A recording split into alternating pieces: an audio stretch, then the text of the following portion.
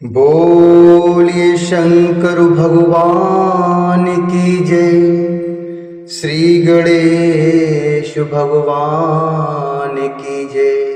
भगवती मैया की जय। श्री शिव महापुराण के अंतर्गत कैलाश संहिता जो कि षष्ठी संहिता है उसकी अध्याय 17 में आज हम प्रवेश करेंगे, जिसमें वर्णन है अद्वैत शैववाद एवं सृष्टि प्रक्रिया का प्रतिपादन। अद्वैत शैववाद एवं सृष्टि प्रक्रिया का प्रतिपादन। वामदेव जी बोले, हे भगवान, आपने पहले कहा कि प्रकृति के नीचे नियति और ऊपर पुरुष है। अब आप अन्यथा कैसे कह रहे हैं कि हे प्रभु, माया से जिसका स्वरूप ढका हुआ है उस जीव रूप पुरुष को तो माया से नीचे होना चाहिए। हे नाथ, आप मेरा यह संदेह तत्वतः दूर कीजिए। शुभ ब्राह्मण्य बोले, यह अद्वैत शैववाद है जो किसी भी प्रकार द्वैत मत को स्वीकार नहीं करता है। अद्वैत शैववादोऽयं द्वैतं न सहते क्वचित् द्वैतं च नश्वरं ब्रह्माद्वैतं परमनश्वरं ब्रह्माद्वैतं परं नश्वरं सर्वज्ञः सर्वकर्ता च शिवा सर्वेश्वरो गुणः त्रिदेव जनको ब्रह्मा सच्चिदानंद विग्रह त्रिदेव जनको ब्रह्मा सच्चिदानंद विग्रह स एव शंकरो देवा स्वेच्छया च स्वमायया संकुचिद्रूप इव षण्पुरुषः शम्बभुवः संकुचद्रूप इव षण्पुरुषः शम्बभुवः। सुब्रह्मण्य बोले, यह अद्वैत शैववाद है। यह अद्वैत शैववाद है जो किसी भी प्रकार द्वैत मत को स्वीकार नहीं करता है, क्योंकि द्वैत नश्वर है और अद्वैत अविनाशी पर ब्रह्म है। शिव जी सर्वज्ञ सर्वकर्ता सर्वेश्वर निर्गुण त्रिदेवों के जनक ब्रह्म एवं सच्चिदानंद स्वरूप वाले हैं। वही महादेव शंकर अपनी इच्छा से तथा अपनी माया से संकुचित रूप धारण करके पुरुष रूप हो गई। कलादि पंचकंचुक के कारण यह पुरुष भोक्ता बनता है तथा प्रकृति में रहकर प्रकृति के गुणों को भोगता है। इस प्रकार दोनों स्थान में स्थित होने पर भी पुरुष का प्रकृति से कोई विरोध नहीं है, क्योंकि वह अपने रूप को संकुचित करने पर भी ज्ञान रूप से समष्टि में स्थित है। वह सत्व गुणों से साध्य है एवं बुद्धि आदि त्रितय से युक्त है। वह सत्व गुणों से साध्य है एवं बुद्धि आदि त्रितय से युक्त है। सत्व आदि गुणों के कारण वह चित्त प्रकृति तत्व भी है। सात्विक आदि भेद से तीनों गुण प्रकृति से उत्पन्न हुए। इन्हीं गुणों से वस्तु का निश्चय कराने वाली बुद्धि उत्पन्न हुई है। उस बुद्धि से महान अहंकार से ज्ञानेन्द्रिय उत्पन्न हुई है। उसी तेजस अहंकार से मन भी उत्पन्न हुआ है। मन का रूप संकल्प विकल्पात्मक है। श्रोत्र, त्वचा, चक्षु, जिह्वा और नासिका ये ज्ञानेन्द्रियां हैं। शब्द, स्पर्श, रूप, रस और गंध ये श्रोत्र आदि के क्रम से ज्ञानेन्द्रियों के गुण कहे गए हैं। वैकारिक अहंकार से क्रमशः तन्मात्राएं उत्पन्न होती हैं। तप्त दृष्टा मुनियों ने उन तन्मात्राओं को सूक्ष्म अर्थात भूत कहा है। कर्मेंद्रियों को उनके कार्यों के सहित समझना चाहिए। हे विप्रसी, वे हाथ, पैर, पायों और उपस्थ हैं। उनके कार्य बोलना, ग्रहण करना, चलना, मलत्याग तथा आनंद लेना है। भूतादि अहंकार से क्रमशः तन्मात्राओं की उत्पत्ति हुई है। उन्हीं सूक्ष्म भूतों को शब्दादि सूक्ष्म तन्मात्रा कहा जाता है। उन्हीं से क्रमशः आकाश, वायु, तेज, जल और पृथ्वी की उत्पत्ति जाननी चाहिए। हे मुनि शार्दूल, इन्हें ही पंचभूत कहा जाता है। अवकाश प्रदान करना, वहन करना, पकाना, वेग एवं धारण करना, ये उनके कार्य कहे गए हैं। वामदेव जी बोले, हे स्कंद, आपने पहले कलाओं से भूत सृष्टि कही थी, किंतु अब आप इसके विपरीत क्यों कह रहे हैं? इस विषय में मुझे महान संदेह हो रहा है।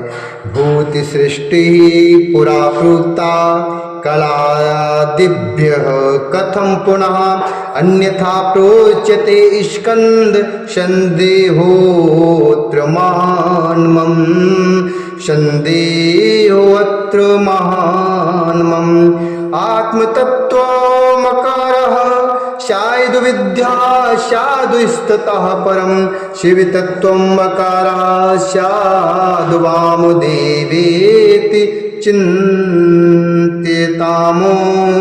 शाद वामदेवेति चिन्त्यताम्।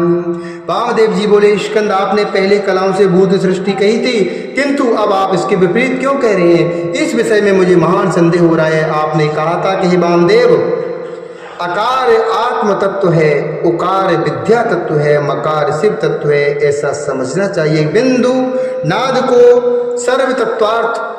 सर्वतत्वार्थक जानना चाहिए। बिंदु नाद को सर्वतत्वार्थक जानना चाहिए। हे मुनि, उसके जो देवता हैं उन्हें अब सुनिए। ब्रह्मा, विष्णु, रुद्र, महेश्वर और सदाशिव, ये सभी साक्षात शिव की ही मूर्तियां हैं जो श्रुति में कही गई हैं। ऐसा आपने पहले कहा था, किंतु अब आप उसके विपरीत कह रहे हैं कि ये तन्मात्राओं से होती हैं, मुझे इस विषय में महान संदेह है। स्कंद जी, आप दया करके संदेह को दूर कीजिए। मुनि का वचन सुनकर कुमार जी कहने लगे। श्री सुब्रह्मण्य बोले, हे मुनि, हे महाप्राज्ञ, तस्माद्वा, इस श्रुति से प्रारंभ कर भूत सृष्टि क्रम को मैं कह रहा हूँ, उसे सावधान पूर्वक होकर आप आदर पूर्वक सुने।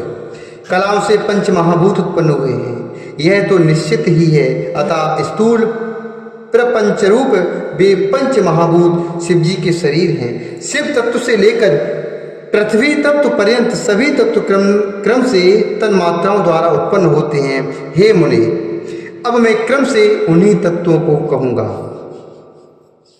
सभी भूतों के जो कारण हैं वे कला तथा तन्मात्राएं एक ही वस्तु हैं। हे ब्रह्मवेत्ताओं में श्रेष्ठ, इनमें विरोध मत समझिए।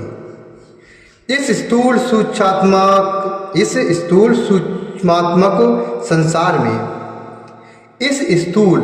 सूक्ष्मात्मक संसार में नक्षत्रों के सहित सूर्य, चंद्रादि ग्रह तथा अन्य ज्योतिर्गण उत्पन्न हुए हैं।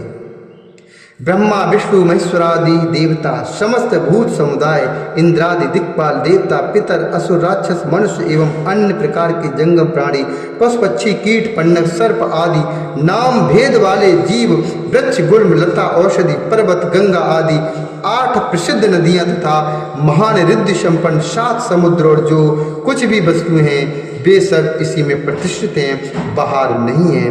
हे मुनिश्रेष्ठ, इसे बुद्धि से विचार करना चाहिए। शिव ज्ञान विशारद आप जैसे बुद्धिमानों को इसी की उपासना करनी चाहिए, क्योंकि यह सारा स्त्री पुरुष स्वरूप विश्व शिव शक्ति स्वरूप है। हे मुनि, यह सब ब्रह्म है, यह सब रुद्र है, ऐसा मानकर उपासना करनी चाहिए। श्रुति ऐसा कहती है तथा इसलिए सदाशिव इस प्रपंच की आत्मा कहे जाते हैं। 38 कलाओं के न्यास संपादन में जो 38 कलाएं पीछे मैंने आपको बताई हैं, 38 कलाओं के न्यास संपादन में जो समर्थ हैं तथा मैं सदाशिव से सर्वथा अभिन्न हूँ ऐसी अद्वैत भावना से युक्त जो गुरु हैं वे साक्षात सदाशिव ही हैं तथा शिव स्वरूप गुरु ही प्रपंच देवता यंत्र तथा मंत्र स्वरूप भी हैं, इसमें संशय नहीं है। इस प्रकार से विचार करने वाला वह श्रेष्ठ शिष्य गुरु की भांति शिव स्वरूप हो जाता है। हे विप्र, आचार्य की कृपा से सभी बंधनों से मुक्त होकर शिव जी के चरणों में आसक्त हुआ शिष्य निश्चित रूप से महान आत्मा वाला हो जाता है। इस जगत में जो भी वस्तु है वह सब गुणों की प्रधानता के कारण समष्टि और व्यष्टि रूप से प्रणव के ही अर्थ को कहती है। राग आदि दोषों से रहित वेदों का सार स्वरूप शिव प्रिय तथा शिवजी द्वारा कथित यह अद्वैत ज्ञान मैंने आपसे प्रेम पूर्वक कह दिया। जो अहंकार में भरकर मेरी बात को मिथ्या कहेगा वह देवता, दानव, सिद्ध, गंधर्व अथवा मनुष्य कोई भी हो, मैं अवश्य उस दुरात्मा का सिर शत्रुओं के लिए कालाग्नि के समान अपनी महान शक्ति से काट दूंगा, इसमें संदेह नहीं है। हे मुनि, आप तो साक्षात शैवाद्वैत वेदताओं में सर्वश्रेष्ठ हैं और शिव ज्ञान के उपदेशक करने में कुशल तथा शिवाचार के प्रदर्शक हैं। जिन आपके देह की भस्म के स्पर्श मात्र से अपवित्र महापिशाच ने भी पाप राशि को ध्वस्त कर आपकी कृपा से सद्गति को प्राप्त किया था। स्कंद पुराण के ब्राह्म खंडांतर्गत ब्रह्मोत्तर नामक उपखंड के 15वें अध्याय में भस्म महात्म के प्रसंग में यह कथा आई है। त्रैलोक्य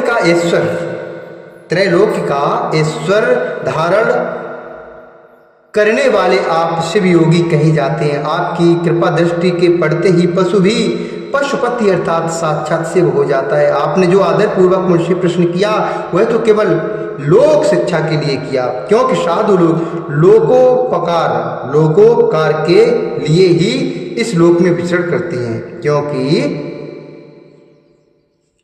साधु लोग लोकोपकार के लिए ही इस लोक में विचरण करते हैं। यह परम रहस्य सदा आप में प्रतिष्ठित ही है।